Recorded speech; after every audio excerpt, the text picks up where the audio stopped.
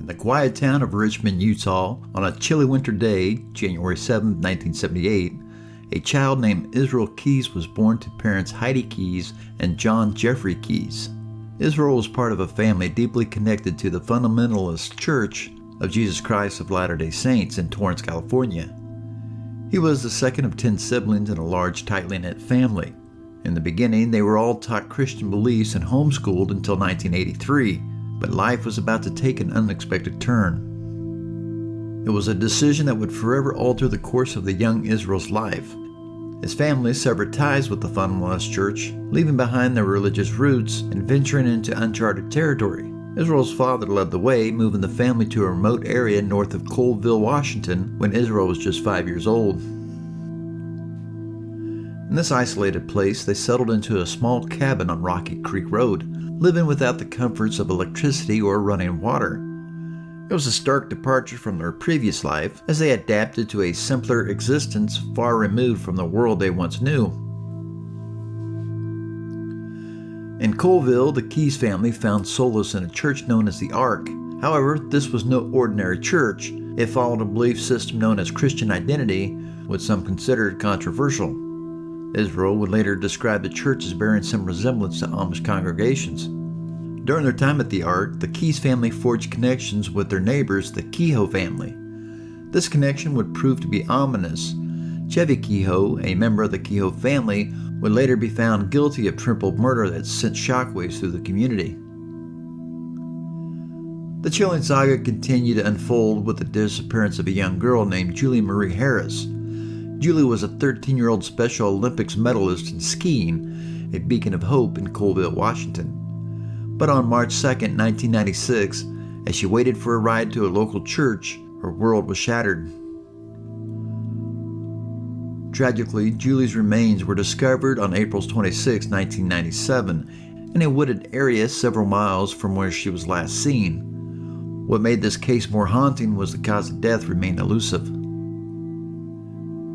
Adding to the mystery, Julie Harris was a double amputee, and her prosthetic feet were found near the Colville River a month after her disappearance. In the shadows of suspicion stood Israel Keyes, who was 18 years old and resided in the area at the time. Yet, when questioned about Julie's case following his arrest in 2012, he neither confirmed nor denied any involvement in her disappearance and death. The darkness deepened with the case of Cassandra Cassie Emerson. Cassie, a 12-year-old girl from Colville, Washington area, was thrust into a harrowing ordeal. Her mother, Marlene K. Emerson, age 29, met a tragic end when her trailer home was consumed by flames on June 27, 1997. Cassie's world crumbled further when she was reported missing after the discovery of her mother's charred remains. The circumstances were deeply unsettling, and the community was left in shock. The unsettling puzzle pieces fell into place when Israel Keyes admitted to his first act of arson connected to a trailer in Colville. The Emerson family's tragedy underscored the profound impact of Keyes' actions on the lives of those he encountered. The enigmatic Israel Keyes was not finished with his descent into darkness. He would go on to confess to investigators, unearthing a pattern of violence that shook Washington state. In the shadows of Nia Bay, Washington, Keyes claimed to have buried or submerged one of his victims sometime between July and October 2001. However, the cause of death for this individual was inexplicably ruled as accidental, leaving investigators perplexed. The chilling tale continued with the double homicide that took place between 2001 and 2005. The male victim met a gruesome end, beaten to death, while the female victim was fatally strangled. Both were consigned to shallow graves, their lives extinguished in darkness. Between 2005 and 2006, Keyes spoke of 2 more victims taken separately. One was heartlessly disposed of in Lake Crescent, Washington, a haunting reminder of geographic range of his crimes.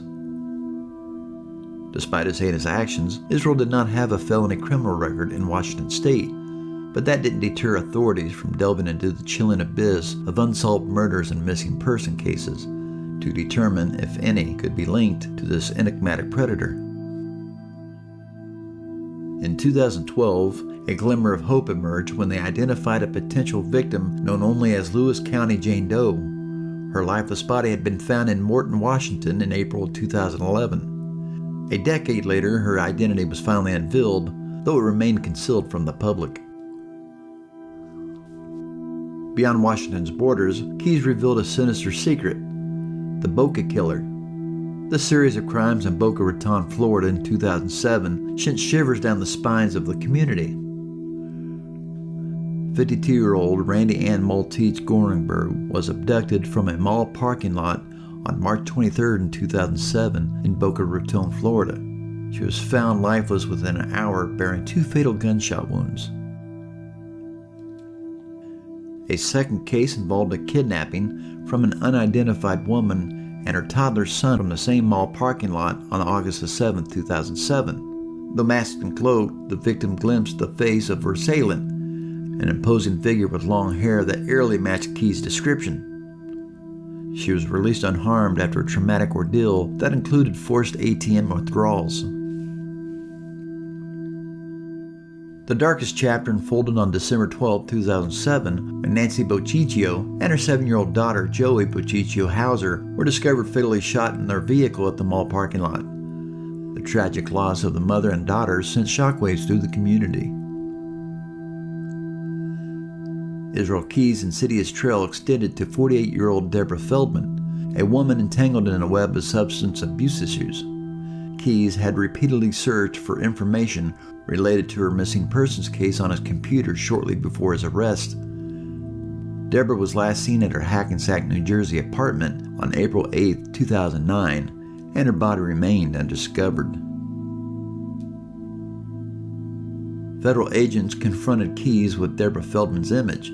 His response was chilling, hesitation followed by a cryptic statement: "I don't want to talk about her yet."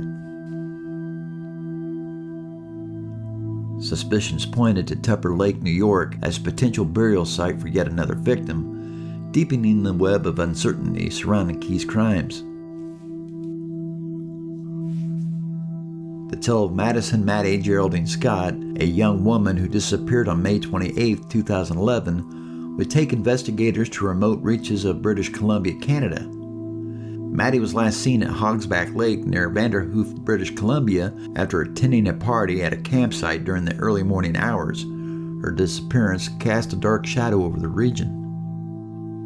Hogsback Lake was an astounding 33-hour drive from Anchorage, Alaska, where Israel Keyes resided at the time. His chilling modus operandi became apparent.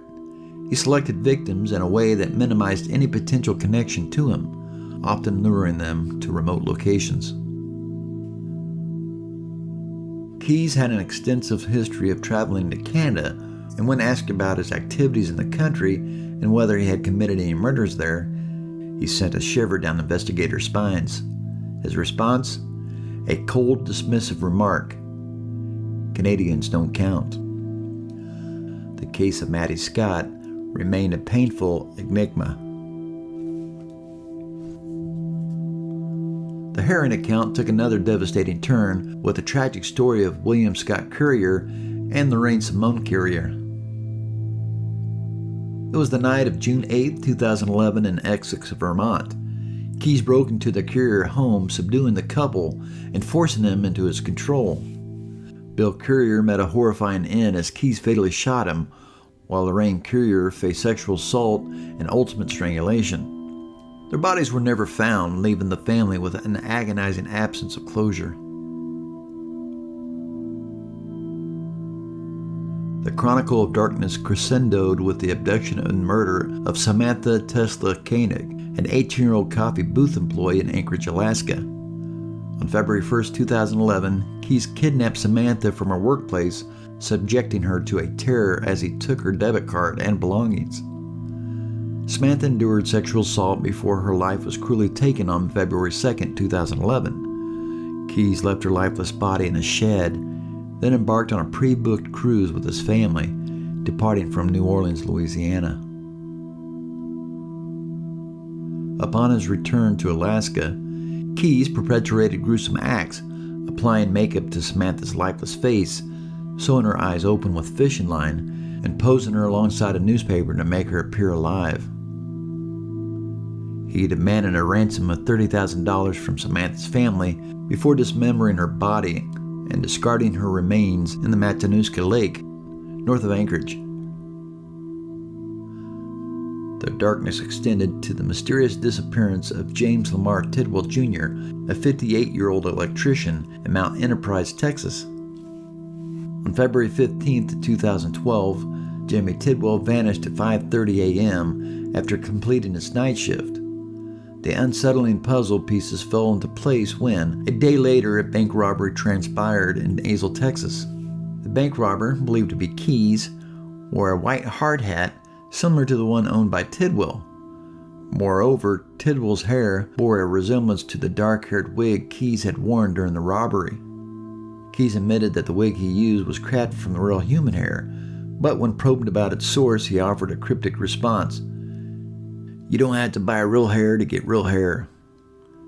A riddle that deepened the enigma surrounding Keys.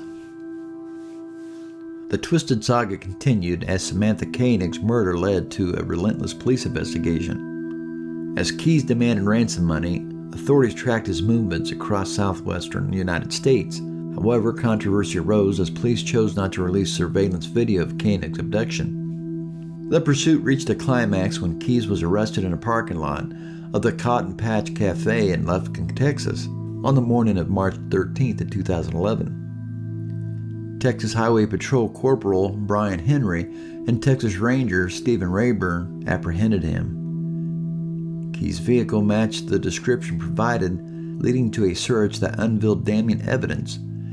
Keys demanded ransom money, and authorities tracked a cash stain with bright ink, a dye pack from the bank robbery, Hoenig's ATM card, and her cell phone. Keys was extradited to Alaska, where he confessed to Samantha Hoenig's murder, opening the door to a chilling and grotesque chapter. In custody, Keys cooperated to some extent, confessing to his crimes. He expressed a desire to be executed within a year, fearing the negative publicity his young daughter might face. But as his identity became a media topic, his cooperation waned. On May 23, 2012, during a routine hearing, Keys made a desperate attempt to escape, using wood shavings from a pencil to pick his handcuffs. U.S. Marshals had to use a taser to subdue him and thwart his flight. As Keys languished in jail at the Anchorage Correctional Complex on suspicion of murder, he found a way to plunge deeper into darkness. Concealing a razor blade, he breached security restrictions where he was only allowed to use electric razor under supervision. On December 2, 2012, a chilling end came as Keys died by suicide in his cell. Using the concealed razor blade, he cut his wrist and attempted strangulation. A suicide note emerged, an ode to murder, offering no clues about potential victims. 2020, the FBI unearthed drawings hidden beneath Keys' jail cell bed after his suicide. 11 skulls and 1 pentagram etched in blood revealed a grim tale. One drawing bore the phrase "We are one" at the bottom. The FBI believed these drawings correlated with the total number of victims that Keys had claimed.